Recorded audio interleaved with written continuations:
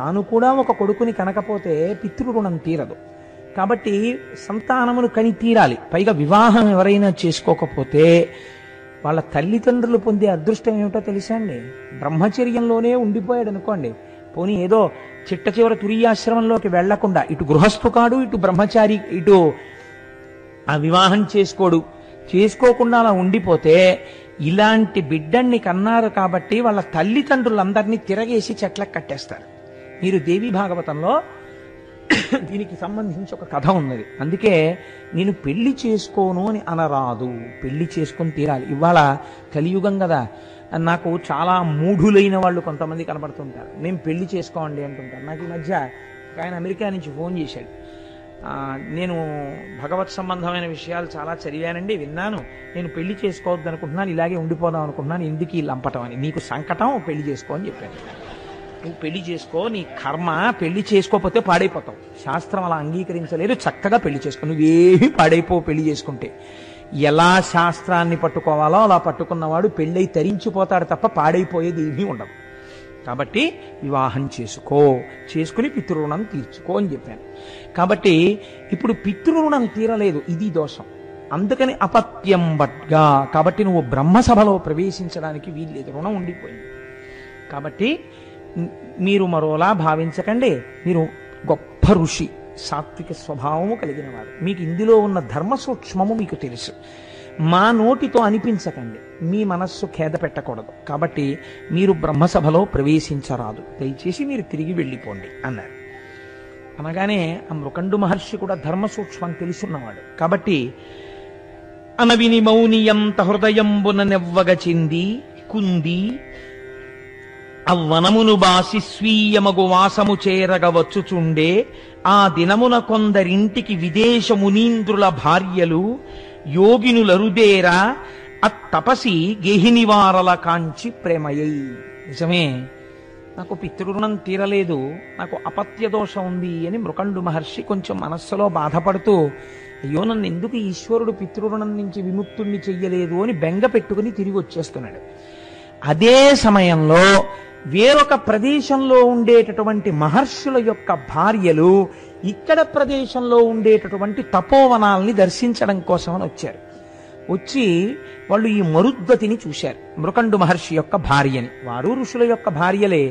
వాళ్ళు ఈవిడ్ని చూసి చాలా సంతసించి ఆవిడ ఇంట్లోకి వెళ్ళి, అమ్మా మాకు చాలా దూర ప్రాంతం నుంచి వచ్చాం, ఇక్కడ ఉన్న ప్రదేశాలన్నీ చూడ్డానికి, మాకు నువ్వు కొద్దిగా దేవతార్చనమునకు అవకాశం ఇయ్యగలవా? దేవతార్చనం అంటే భోజనం పెట్టడం కలిపి. కాబట్టి నువ్వు మాకు భోజనం పెట్టవలేను. అయ్యో, మీ వంటి అతిథులు వచ్చినప్పుడు భోజనం పెట్టడానికే కదా గృహస్థాశ్రమంలో ఉన్నది, కాబట్టి మీరందరూ తప్పకుండా రండి, నాకు ఎంతో సంతోషం అని వాళ్ళందరినీ పిలిచి పంచభక్ష పరమాన్నాలతో చక్కటి భోజనం తయారు చేసి వాళ్ళకి పీటలు వేసి లేత అరిటాకులేసి అరిటాకులు నీళ్లతో తుడిచి కూర్చోపెట్టి వాళ్ళందరికీ వడ్డన చేసి, అమ్మా మీకు పరిశేచనానికి నీళ్లు వడ్డిస్తాను, కాబట్టి మీరందరూ భోజనాన్ని స్వీకరించండి అంది. అంటే వాళ్ళన్నారు, వారలుగని నీ బిడ్డల చేరబిలువుము, ఇట శిశులు చేరిన మేమున్ వారల బోసేయుధమిట ధీరమతి అనినా ఆమె దిగులు కొని అని. అమ్మా అలా మేము ఒక్కళ్ళం భోజనం చేయమమ్మా, మేము తల్లులమే కదా, నీ బిడ్డల్ని పిలు, నీ బిడ్డలు కూడా ఇక్కడ కూర్చుంటే మేము నివేదన చేసుకుని మేము స్వీకరిస్తూ ప్రసాదమును వాళ్ళ చేతిలో కూడా ఉంచుతాం, ఆ పిల్లలతో కలిసి తినాలని మాకు కోరికగా ఉంది, నీ బిడ్డల్ని పిలమ్మా. అంటే ఆ మరుద్వతంది, నోములు నోచలేదు కొరనోముల దానను తల్లులారా, నన్నోముడి కిట్టులేనియును నోదనముల్ తగనరగించుడి, శ్రీ మహితుల్ దయానిధులు చల్వగు మీదు సమాగమంబికన్నామది వేట్ప తీర్పుడు ప్రణామములివ్యమునర్తు నర్మిలి. అమ్మా నేను తక్కువ నోములు నోచానమ్మా, నా నోములు ఫలించలేదు, నా కడుపు పండలేదమ్మా, నాకు బిడ్డలు లేరు, మీ వంటి తపస్వినులు ఇవాళ మా ఇంటికి వచ్చి అన్నం తిన్నటువంటి పుణ్యం చేత నా కడుపు పండుతుందనుకుంటున్నాను, కాబట్టి ఇంత కష్టపడి ఈ వంట చేశాను, మీరు స్వీకరించండి అని. అంటే వాళ్ళన్నారు, అనినా వారందరరసి రయమున పీట లవలికిన్ త్రోసి శిశులు లేనట్టి వారి అన్నములు మేము సాపడమంచు కదలిపోయిరి మరుద్దతియుకడు బొగులువగల. వాళ్ళు అమ్మా ఏమనుకోకు, భర్త యొక్క పితృరుణం తీరడం కోసమే సంతానమును అపేక్షించే క్షేత్రముగా భార్యని స్వీకరించుచున్నాడు.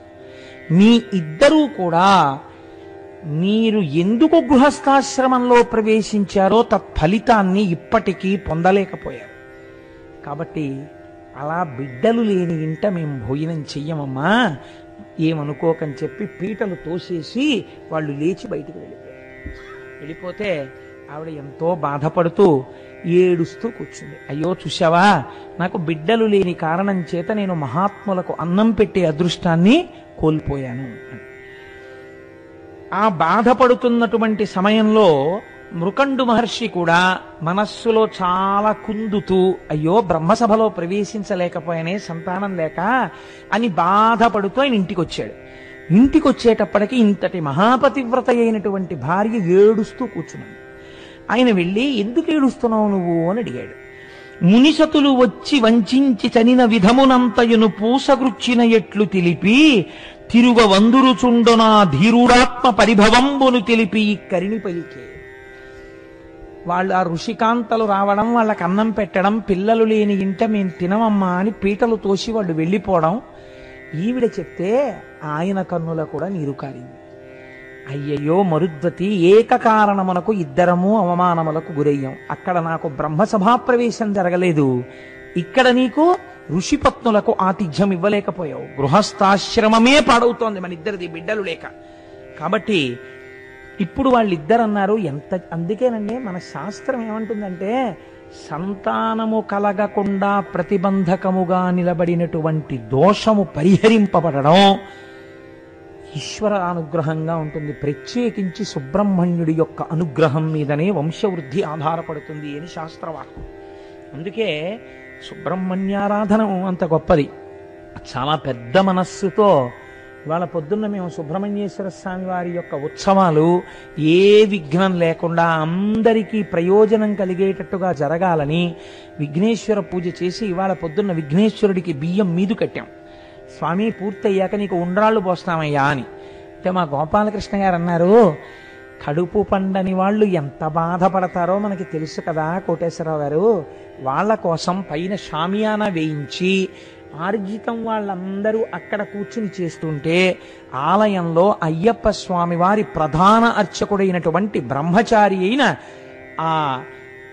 ఆయన పేరు సుబ్రహ్మణ్య స్వరూపానికి సంబంధించినటువంటి పేరే అయింది కార్తీక్. ఆ కార్తీక్ స్వామి ఆయన సుబ్రహ్మణ్యేశ్వర స్వామి వారికి అభిషేకం చేస్తారండి. కడుపు పండని తల్లులందరినీ ఆ అభిషేకం చూడ్డానికి షామియానా వేసి కూర్చోపెడదాం. వచ్చే సంవత్సరం వాళ్ళు పిల్లలతో కలిసి కావిళ్ళెత్తాలని కోరుకుందాం కోటేశ్వరారు. అందుకు కదా మా దేవాలయం, అందుకు కదా మనం చేసే ఉత్సవం అన్నారు. నాకు దొరగారికి ఎంతో సంతోషం వేసి తప్పకుండా చేద్దాం గోపాలకృష్ణ గారు అన్నాం. కాబట్టి ఈశ్వరానుగ్రహం, ఆ బాధ, ఆయన పూజ తద్దోషమును పరిహరిస్తుంది. కాబట్టి ఇప్పుడు ఆయన అన్నాడు, సరే నువ్వు సంతానము కొరకే ఏడుస్తున్నావు, ఇవాళ సంతానం లేకపోయిన కారణం చేత మనం కొన్ని పుణ్యకార్యములు చెయ్యలేకపోయామని ఏడుస్తున్నారు తప్ప ఏదో సంతానం కలగలేదని వాళ్ళు ఏడవలేదు. సంతానం కలగకపోవడం మేము కొన్ని మంచి పనులు చెయ్యడానికి అడ్డొస్తోందని ఏడ్చారు. ఆయన అన్నాడు, వనరకుమింక దేవి భగవానుడు రజకిరీటుడున్నవాడు అనితరతుల్యుడాతడు దయాళుడు భక్తవర ప్రదాత అఘనుని గురించి నే తపము కాటముగానొనరించి మంచి పుత్రుని బడయంగచాలదు సరోజముఖి ముదమందునాత్మలో అన్నాడు. ఎందుకంత బెంగ పెట్టుకుంటావు? బెంగ పెట్టుకోకు, ఏడవడం ఎందుకు? వనరకుమింక దేవి, నువ్వు అలా బాధపడకు. భగవానుడు రజకిరీటుడున్నవాడు, ఇది ఉండవలసిన పూనిక. ఉన్నాడు ఈశ్వరుడు, వాడు రజకిరీటుడు. అనితరతుల్యుడాతడు దయాళుడు భక్తవర ప్రదాత. అనితరతుల్యుడు, ఆయన ఇంతవాడంతవాడిని చెప్పడం కుదరదు. ఇంత శక్తివంతుడై కారుణ్యామృత వర్షం కురిపించగలిగినటువంటి వాడు. కాబట్టి అఘనుని గురించినే తపము కాటముగానొనరించి మంచి పుత్రుని బడయంగదాలదు సరోజముఖి ముదమందునాత్మలో. నేను ఆ పరమశివుడి గురించి తపస్సు చేస్తాను, మంచి కొడుకుని కంటాను. మామూలుగా అయితే కొడుకు పుడతాడు, కానీ వాడు పేరే తెస్తాడో పాడే తెస్తాడో ఈశ్వరుడికి తెలియాలి. నీకు ఆ బెంగ లేదు. నేను మంచి కొడుకుని కంటాం మనం, నువ్వు బెంగ పెట్టుకోకు, నేను తపస్సుకు పెడుతున్నాను అన్నాడు. అని ఆయన తపస్సు చేసుకోవడం కోసమని బయలుదేరి ఒక మారేడు వనమునందు శివలింగమును ప్రతిష్ఠించి ఆ శివలింగాన్ని రోజు అర్చన చేస్తూ తపస్సు చేస్తున్నాడు. కడగి ఫలమూల దళముల క్రమముగను విసర్జనము చేసి మారుతాశనమెగొనుచు రేయు బవలను ఏకాగ్ర రీతి శంభుదారణనొక కంటదవిలి అతండుదనరే. ఆయన రోజు రోజుకి భోజనాన్ని పరిత్యజిస్తూ, కొన్నాళ్లు నీళ్లు తాగుతూ, కొన్నాళ్లు ఆకులు తింటూ, కొన్నాళ్లు గాలి మాత్రమే పీలుస్తూ ఘోరమైనటువంటి తపస్సు చేస్తున్నాడు. సతి గుణవతి అయిన మరుద్దతి తన పెనిమిటి నరయుచు తాను ఉమా సంయుతిని పశుపతిని మానక సతతము ముదిత గొలుచుచునుండే సముచిత భక్తిన్. ఆవిడేం చేస్తోంది? తపస్సు చేస్తున్నటువంటి భర్త గారికి కావలసినవన్నీ అందిస్తూ, తపస్సు చేసుకుంటున్న భర్త గారి యొక్క క్షేమమును విచారణ చేస్తూ, తాను కూడా ఖాళీ సమయంలో పరమేశ్వరారాధనమును చేస్తోంది. ఆ పశుపతిని ఆరాధన చేస్తోంది.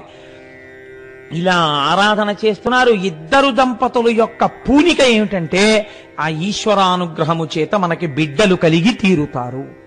వీళ్ళిద్దరిక్కడ తపస్సు చేస్తూనే ఉన్నారు. శంకరుడు ప్రత్యక్షం అవ్వలేదు. నారద మహర్షి కైలాసానికి వెళ్ళారు. వెళ్ళి కైలాసంలో శంకరుణ్ణి చూసి, కనికరమారయన్ వలదే గదిలి భక్తుల సకరాదే నీ మనము దయామయం బిటుల మాన్పడనేలకో తండ్రి, ఇంకనైనను మునియుగ్మమున్ తలపు నమ్మికతో నిన్ను కొల్చుచున్న వారి నిశము లెమ్ము రమ్ము రయమాదటగావగవారలన్ విభు. తండ్రి, నిన్ను నమ్మి ఆ దంపతులు ఇద్దరు అంత తపస్సు చేస్తున్నారయ్యా. ఇలా పిలిస్తే పలికేవాడివి, కొంగు బంగారం అని పేరే. అంత తపస్సు చేసేంత వరకు ఎందుకయ్యా ఇలా భీష్మించు కూర్చున్నావు? ఏమిటయ్యా వాళ్ళు చేసిన పాపం? నీ పేరుకే ఇవాళ అపకీర్తి వస్తోంది. ఇలా పిలిస్తే పలికేవాడని నీకు పేరు. తల్లిదండ్రులు లోకమునకు జగత పితరవ్ వందే పార్వతీ పరమేశ్వరవ్ అని పేరు. నీ దయ ఏమైపోయిందయ్యా? వాళ్ళంత పరితపించాలా? వాళ్ళు ఏమడిగారయ్యా? నిన్ను కొడుకుని అడిగారు, ఆ మాత్రం నువ్వు ఇవ్వలేవా? రా బయలుదేరి అన్నాడు. అనేటప్పటికీ వెంటనే ముందుట కదిలినది ఎవరో తెలుసా అండి?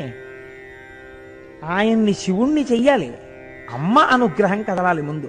అమ్మవారందిట ఒక్కసారి ఇలా చూసి, అనిన త్రిలోకమాత తన యాత్మపు పుల్ల వడంగ ఇట్లనెను వినుముని నే ప్రతిక్షణము వేడుచునుంటిని మహాత్ము అందనుడు జనించునట్లు వరదానము వారికి చేయుమంచు జాగులు ఒనరించుచుండే మది గొంకుచునుంటిని నేను ఇట్టులను. అయ్యయ్యో నారదా, నేను రోజు ఈ మహాత్ముడికి చెప్తూనే ఉన్నా. ఇది ఒక చిత్రమైన మాట అండి. సాధారణంగా భార్య అంత పెద్ద మాట వేసేసి గౌరవించేసిందంటే హఠాత్తుగా ఆయన ఏదో పొరపాటు చేశారని గుర్తు. అదేంటి, ఇంట్లో గుమ్మడికాయ కుళ్ళిపోతుంది, కాసిన సీమ పచ్చిమిరపకాయలు పట్టరండి, ఏదో ఆ పండు మిరపళ్ళు పట్టరండి, ఒడియాలు పెడతానని చెప్పి ఇప్పటికి వారం రోజులు ఆ దిక్కుమాలిన గుమ్మడికాయ కుళ్ళిపోయేటట్టే ఉంది. మహాత్మా ఇవాళైనా తీసుకొస్తారా పండు మిరపకాయలు అందనుకోండి భార్య. పండు మిరపకాయలు తేవడానికి మహాత్మా అని పిలవక్కర్లేదు. వారం రోజులు చెప్పినా తానివాడా అని అన్యాపదేశం. కాబట్టి ఎంత సహజంగా పడిందో చూడండి అందులో. కాబట్టి ఆవిడంది, ఈ మహాత్ము నేను ప్రతిరోజు చెప్తున్నాను, మహాత్మా వెడదాం రండి అని. లేస్తేగా రండి ఇప్పటికైనా వెడదాం, వెళ్ళి వాళ్ళకి పిల్లల్ని ఇద్దాం అంది. ఇలా చెప్తే అఖిలాండేశ్వరి అయిన అమ్మవారు శివుడితో ఇలా చెప్పి శివుడితో అందిట తిన్నగా చూసిన నారదుడితో కదా ఈ మాట చెప్పింది. ఈయనకి రోజు చెప్తున్నాను కదలరు అని పోదము వేగ నవ్వనికి బూనిక నొక్క క్షణంబునేని కాలూది వసింప నిప్పుడి దయోన్నత లిమ్మిక రమ్ము నాదుపై నాదరముంపు భక్తుజనలందిటు జాలము సేయవెన్నడున్ మోదముతో ఇకన్ పయనమున్ ప్రకటింపుము నందికిమ్ముగన్. ఏమిటయా శంకరా అలా కూర్చుంటారేమిటి మీరు? అలా కూర్చోకూడదు. ఒక క్షణం ఆలస్యం చేయడానికి వీల్లేదు. మనం ఉత్తర క్షణం నందీశ్వరుడి మీద కూర్చుని ఉండాలి. మనం వెళ్ళిపోయి వాళ్ళ కన్నుల పండుగగా ఆ మారేడు వనంలో దిగాలి. చూసి పొంగిపోవాలి ఆ మృకండ మహర్షి. ఏం కావాలి అని అడుగుతారు మీరు. అడగగానే పుత్ర సంతానం అడుగుతాడు, ఇచ్చేసేయండి. ఇంకా మళ్ళీ ఏం మీనమేషాలు లెక్కెట్టకండి, పదండి అంది. అనేటప్పటికీ పరమశివుట్ట చూశాట. చూసి అయ్యయ్యో నేను మాత్రం కాదన్నానా ఈశ్వరి దా అని నందీశ్వరుణ్ణి పిలిచాట. పిలిచి నందివాహనుడై గబగబా బయలుదేరి వచ్చేశాడు మారేడు వనానికి. తల్లిదండ్రులు ఎప్పుడైతే వెళ్తున్నారో వెనక గణపతి బయలుదేరాడు, సుబ్రహ్మణ్యుడు బయలుదేరాడు, ప్రమదగణాలు బయలుదేరాయి, నారదుడు బయలుదేరాడు, లోకపాలకులు బయలుదేరారు. తన వెంటన్ సిరిదచ్చి వెంటన వరోధ వ్రాతమున్నట్టుగా అందరూ వచ్చేశారు. ఒక్కసారి మారేడు వనంలో ఇంతమంది దిగిపోయారు. ఏం అదృష్టం అండి మృకండు మహర్షిది. నిలబడిపోతే ఆయన కన్నులు విప్పి చూసి సాష్టాంగ దండ ప్రణామం చేసి స్తోత్రం చేసి శంకరుణ్ణి నిలబడ్డాడు. శివుడును మౌని చూచి ఎనియన్ చిత్తమునం తగమెచ్చినాడనీదు విమలమైన చిత్తము దూరపు భక్తియు తపంబు పెంపు ఆయువు కడుంగల్గు వారలన యోగ్యుల కొడుకుల ఇచ్చునట్లు నింతువో 16 వర్షములకే పరమందు సుపుత్రు కోరెదో. ఎన్ని విశేషణాలు వేశాడో చూడండి శంకరుడు. శివుడును మౌని చూచి ఎనియన్ చిత్తమునం తగమిచ్చినాడనీద విమలమైన చిత్తము దూరపు భక్తియు తపంబు పెంపు. ఏమయ్యా నీ తపస్సు చూసి నేను ఎంత పొంగిపోయానో తెలుసా? ఎంత నిర్మలమైన మనస్సయ్యా నీది. నేను రాకపోయినా నువ్వు కోపగించుకోలేదయ్యా. అంటే అసలు లోకమునకు ఒక గొప్ప విషయాన్ని ఆవిష్కరించగలిగినటువంటి కొడుకుని పొందడానికి అర్హుడైన వాడు ఈయనే. కాబట్టి నీకేం కావాలని అడగట్లేదు ఇప్పుడు శంకరుడు. నేనే నీకు ఇద్దాం అనుకుంటున్నాను. అయోగ్యులు, వంశానికి చెడ్డ పేరు తెచ్చేవారు, నీకు మనశ్శాంతి లేకుండా చేసేవారు 100 కొడుకులు కావాలా? 16 సంవత్సరములకే పరాన్ని పొందేటటువంటి కొడుకు కావాలా? ఎవరు కావాలో చెప్పు. ఇది చాలా కొంచెం క్లిష్టమైన సమస్య కదండి బాహ్యంలో. కాబట్టి ఆయన అని అడుగినా విని మౌనియు మనమున సంకోచమంది మరిగి తరిగి అంతనే సర్వము శివవశమని అనగుని 16 సమల అర్భకు కోరెన్. ఇప్పుడు మీరు పరమశివుడు పెట్టిన పరీక్ష గమనించాలి. దేని కొరకు కొడుకుని అడుగుతున్నాడు? ఒక కొడుకు కావాలని తపస్సు చేశాడా? ఒక సరి అయిన కొడుకు లేకపోవడం వల్ల గృహస్థాశ్రమంలో చెయ్యవలసిన విధులు చెయ్యలేకపోతున్నానని తపస్సు చేశాడా?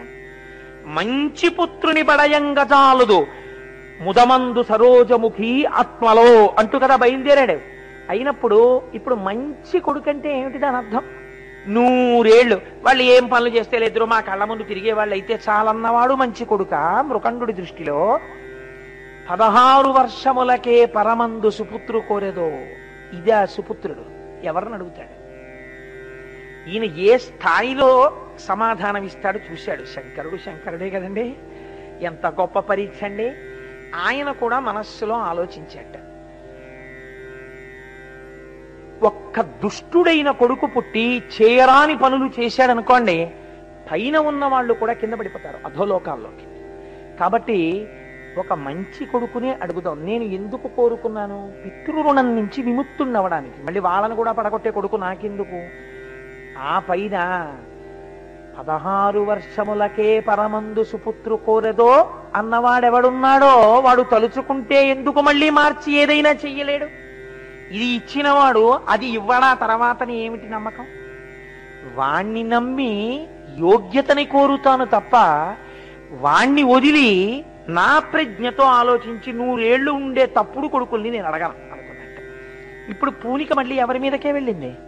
ఆయన మీదే పెట్టాడు పూనిక. అంటే అసలు మార్కండేయ మహర్షి పుట్టక పూర్వమే శంకరుని మీద నమ్మకంతో వాళ్ళు అటువంటి కొడుకుని అడిగారు. కాబట్టి ఆయన అన్నాడు, ఈశ్వర నాకు 16 వర్షములకే పరమందు సుపుత్రు కోరెదో అని అడిగావు కదా, అట్లాంటి కొడుకునే ప్రసాదించు అన్నాడు. కానీ ఈ మాటలు అడిగిన తరువాత మరుద్వతి మాత్రం కొంచెం చిన్నబుచ్చుకుంది. ఎందుచేత? తల్లి ప్రేగే కదండి. పిల్లలు లేకపోవడం ఎంత కష్టమో, పుట్టినటువంటి పిల్లాడు చాలా యోగ్యుడై 16 ఏళ్లే బతుకుతాడని తెలియడం మరీ కష్టం. ఎందుకని? ఇప్పుడు పుత్రశోకాన్ని భరించవలసి వస్తుంది తర్వాత. కాబట్టి ఇప్పుడు అది తలుచుకోగానే ఆవిడ చాలా బెంగ పెట్టుకుందిట. బెంగ పెట్టుకున్నట్టుగా చూసిందిట. ఏమిటండి పరీక్ష అన్నట్టు. అంటే మృకండు అన్నట్ట భార్యతో, ఎప్పటి మేలప్పుడే శివుడి ఎప్పుడును కలడు మనకు ఇందుముఖి నీవప్పటి మాట తలంపకు ముప్పడును తోడుపడెడు అఖిలేశుడుగిన్. నువ్వు దేనికి బాధపడుతున్నావు? ఈ పిల్లాడికి 16 ఏళ్ళు వచ్చినప్పుడు జరగబోయే విషయం ఏదో ఉందని కదా నువ్వు బెంగెట్టుకుంటున్నావు. ఈశ్వరుడు ఎప్పుడూ ఉండేవాడా కాడా? ఈ పిల్లాడికి 16 ఏళ్ళు వస్తాయేమో కానీ వీడి వృద్ధిని వాడు చూస్తున్నాడు. వీడి కోసం మనం ఏడిచేట్టు వాడు చేస్తాడని నువ్వు అనుకుంటున్నావా? అప్పటికి ఎలా సాయపడాలో అప్పటికి అలా వాడు సాయపడతాడు. నీకెందుకు బెంగ? సాయపడేవాడు వాడుండగా ఎవడు నీకు బిడ్డల్నిచ్చాడో వాడే నీకు మళ్ళీ పుత్ర సంతానానికి ఆయుర్దాయం కూడా ఇస్తాడు. అంతేకాని ఇచ్చేవాడు లేడన్నప్పుడు ఏడవాలి. ఇచ్చేవాడు ఉన్నాడని లోకంలో నీకు పూనిక ఉన్న తర్వాత నువ్వు ఎందుకు ఏడుస్తావు? ఏడవకు. అప్పుడు ఆ కష్టం వచ్చే వేళకి మళ్ళీ వీడే వచ్చి రక్షిస్తాడు. సరేనా? బెంగెట్టుకోకరా. అబ్బో ఈ మాట ఏదో చాలా బాగుందండో. ఇది అండి పూనిక అంటే, ఇది భక్తి అంటే. చూసారా? ఇది గుండెలలో ఉన్నప్పుడు రక్షింపబడి తీరుతారంతే. కాబట్టి ఇప్పుడు ఏమైంది? ఇద్దరు ఇంటికి వెళ్ళిపోయారు, ఎంతో సంతోషంగా ఉన్నారు. భార్యతో ఒక మాట అన్నాడు, పలువురు కుమారకులు కుల పాంసనులు జనించి దీర్ఘాయువు నొందిన మంచిదగునే, కులము సత్పుత్రుడొక్కడు కలిగనేని ఎల నభబంట్లు సన్నుతి నెగడు జగతి. చూడు, మనకి 9 పుత్రులు పనికి మాలిన వాళ్ళు పుట్టే కన్నా ఆకాశమంతెత్తు ఎదిగిపోయేటట్టుగా మనని కాపాడగలిగిన వాడు, పేరు తేగలిగినటువంటి వాడు ఒక్క కొడుకు పుట్టినా చాలు. కాబట్టి నువ్వు బెంగ పెట్టుకోకు అని చెప్పి ఇద్దరు సంతోషంగా ఇంటికి వెళ్ళిపోయారు. వెళ్ళిపోయిన తర్వాత వాళ్ళకి ఒక మంచి శుభ నక్షత్రంలో ఒక బిడ్డడు జన్మించాడు. పిన్నిధిని బడసిన ఎట్టి పేదలట్లు ఆ మృకండును తత్సతి అనవరతము ముద్దు కొమరిని గాంచుచు హద్దులేని అరుసమున ఓలలాడిరి అన్ని మరచి. కొన్నాళ్ళకి వాళ్ళకొక చిన్న బిడ్డడు పుట్టాడు. వాడు పెద్దవాడు అవుతున్నాడు, పాకుతున్నాడు, బుడిబిడి అడుగులు వేస్తున్నాడు, అమ్మా అంటున్నాడు, నాన్న అంటున్నాడు. వాళ్ళిద్దరూ పొంగిపోయారు. పిన్నిధిని బడసిన పేదలట్లు. బాగా పేదవాడికి 1 కోటి రూపాయల లాటరీ తగిలితే ఇంకా జీవితాంతం ఎంత సంతోషిస్తాడో వాళ్ళు అలా సంతోషిస్తున్నారు. ఆ మృకండు తత్సతి అనవరతము ముద్దు కొమరిని కాంచుచు హద్దులేని అరుసమున ఓలలాడుచురు అన్ని విడచి ఆనందరసంలో మునిగిపోతున్నారు. ఆ మృకండు మహర్షి, ఆయన భార్య, ఆ పిల్లవాడిని చూస్తూ పరవశించిపోతున్నారు. ఇలా జరుగుతూ ఉండగా ఈ పిల్లవాడు రోజు రోజుకి దినదిన ప్రవర్ధమానం అవుతున్నాడు. ఆ పిల్లవాడికి యోగ్యమైనటువంటి వయస్సులో ఉపనయనం చేశారు, గురుకులానికి పంపించారు. వాడు చక్కగా వేదాల్ని, ఉపనిషత్తుల్ని అన్నింటినీ చాలా తక్కువ సమయంలో నేర్చేసుకున్నాడు. వాడు ఎంత అనుష్ఠాన బలం ఉన్నవాడు. ఇది ఉమానుగ్రహమును పొందుట, అఖిలాండేశ్వరి అనుగ్రహాన్ని పొందాడు. అనుష్ఠాన పర్యంతములోకి వచ్చింది ఆ పిల్లవాడికి. పెద్దవాడైన తర్వాత వచ్చిన భక్తి గొప్పది కాదండి. చిన్న పిల్లవాడిగా ఉండగా మార్కండేయుడి యొక్క జీవితాన్ని మీరు అవధరించండి. నడువగా వచ్చిన నాటి నుండి శివదేవళంబులకెగుదించు, పలుకగా వచ్చినప్పటి నుండి నమశివాయన్ సేప్రొద్దు పలుకుచుండు, చదువుగా వచ్చిన సమయంబునందుండి శైవ ప్రబంధంబుల పఠన చేయు, వ్రాయగా వచ్చిన వరుసనే శివకోటి మించిన వేట్క లిఖించుచుండు, బూది సర్వాంగములనిపుడు పూయుచుండు, తవిలి రుద్రాక్షలను మెడదాల్చుచుండు, పార్థివేశార్చ ఏ రోజు బాయకుండు, భూషణంబై తనరు అమ్మునిసుతుండు. ఆ పిల్లవాడు రోజు రోజు ఎలా పెరుగుతున్నాడు? నడువగా వచ్చిన నాటి నుండి శివదేవళంబులకెగుచుండు. ఆ పిల్లవాడికి నడవడం వచ్చినప్పటి నుంచి వాడికి సంతోషం ఏమిటంటే, ఒక్కరోజు నాన్నగారు తీసుకెళ్లారు. వాడు ఆ బుడి అడుగులు వేసుకుంటూ శివాలయంలోకి వెళ్ళి ఆ శివుడికి దండం పెడుతుండేవాడు. ఎగిరి శివుడి యొక్క ఆ కొమ్ముల్లోంచి శివలింగ దర్శనం చేసి పొంగిపోతుండేవాడు. పలుకగా వచ్చినప్పటి నుండి నమశివాయన్ సేప్రొద్దు పలుకుచుండు. వాడికి మాట్లాడడం వచ్చినప్పటి నుంచి ఎప్పుడు నమశివాయ నమశివాయ నమశివాయ అంటూ ఉండేవాడు. చదువుగా వచ్చిన సమయమందుండి శైవ ప్రబంధంబుల పఠన చేయు, వాడికి చదవడం వచ్చినప్పటి నుంచి నాన్నగారి యొక్క శైవ ప్రబంధాలన్నీ తీసి చదువుతూ ఉండేవాడు. వ్రాయగా వచ్చిన వరుసనే శివకోటి మిక్కిలి వేట్క లిఖించుచుండు.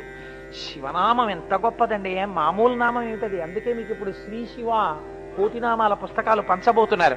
మీరు రాసిన ఆ కోటినామాలన్నింటినీ ఇక్కడ స్తూపంగా కట్టబోతున్నారు. కాబట్టి దానికి ఒక మహానుభావుడు మోహన్ రావు అనుకుంటాను ముందుకొచ్చి ఆ శ్రీ శివ నామాలతో శివకోటి పుస్తకాలు వేస్తున్నారు. చదువుకోవడం వినడంతో సరిపోదుగా, చెయ్యాలి. కాబట్టి నేను శివకోటి నామాలు ఇస్తానండి, రోజుకొక్క పేజీ రాసి మళ్ళీ మనం ఒక ఉత్సవం చేసి మళ్ళీ శివుడి గురించో 3 రోజులు సభ చేసి స్తూపంలో ఈ శివకోటి పుస్తకాలన్నీ వేద్దామన్నారు. కాబట్టి చూడండి, ఆయన వ్రాయగా వచ్చిన వరుసనే శివకోటి మించిన వేట్క లిఖించుతుండు. వ్రాయడం వచ్చినప్పటి నుంచి రోజు శ్రీ శివ శ్రీ శివ శ్రీ శివ అని శివకోటి రాసేవట్ట. బూది సర్వాంగములనిపుడు పూయుచుండు. విభూతిని ఒంటి నిండా అన్యవయవాలకి రాసుకునేవాడు. తవిలి రుద్రాక్షలను మెడ తాల్చుచుండు. రుద్రాక్షలని మెడ నిండా వేసుకునేవాడు. పార్థివేశార్చ ఏనాడు బాయకుండు.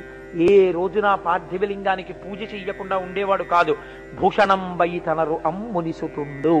ఆయన ఒక పెద్ద భూషణమై లోకమంతటి చేత గౌరవింపబడుతున్నాడు. ఇలా ఉంటూ వేదములంతదంగముల వేగని నేర్చి శివాగమంబుల ఆదరమొప్పగా చదివి ఆరసి దర్శన జాలమంతయున్మీదట శైవతత్వమును మేల్మినిరింగి శివుండె సర్వసంపాదకుడంచులో తెలిసి పాయక కొల్చుచునుండె శంకరున్. శైవాగమాలన్నీ చదివాడు, ఉపనిషత్తులు చదివాడు, వేదాలు చదువుకున్నాడు. ఈ లోకమునందు శివుణ్ణి నమ్మిన వాడికి ఏ బెంగా లేదు. శివ అన్నవాడికి, శివనామం చెప్పిన వాడికి, శివ పూజ చేసిన వాడికి సర్వలోకైక ప్రభువైన శివానుగ్రహం కలిగి తీరుతుంది అని నమ్మాడు. నమ్మి ఎప్పుడు శివనామం చెప్తూ పరమ సంతోషంగా గడిపేస్తున్నాడు. ఇలా గడిపేస్తుండగా ఒకానొకనాడు నారద మహర్షి అక్కడికి వచ్చాడు.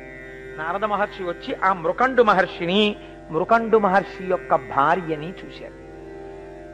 నారద మహర్షి వచ్చారు, ఆయనకి అర్ఘ్యపాద్యాదులను సమర్పించారు. ఎంతో పొంగిపోయారు.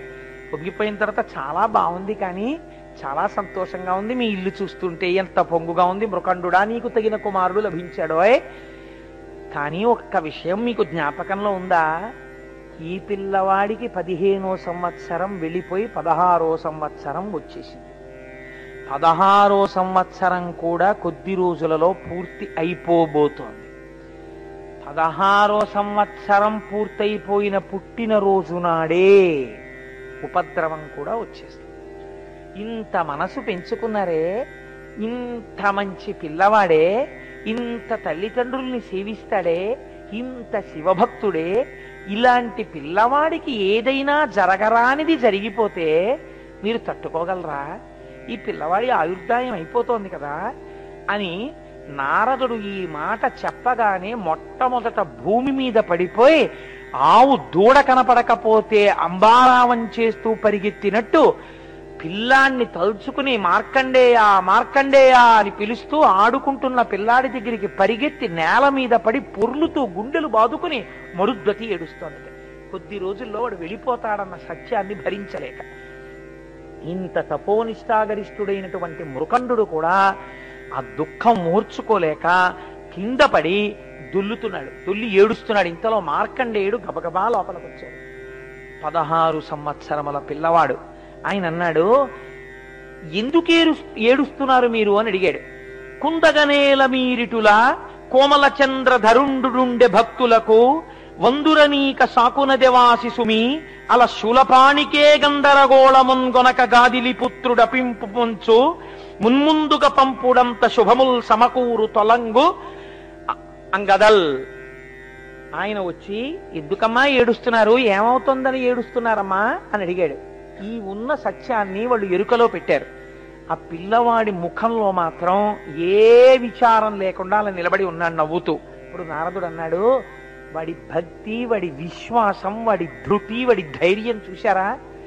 మీరు ఏ తపస్సు చేస్తే వాడు పుట్టాడో ఇప్పుడు వాడే తపించగలిగిన శక్తితో ఉన్నాడు.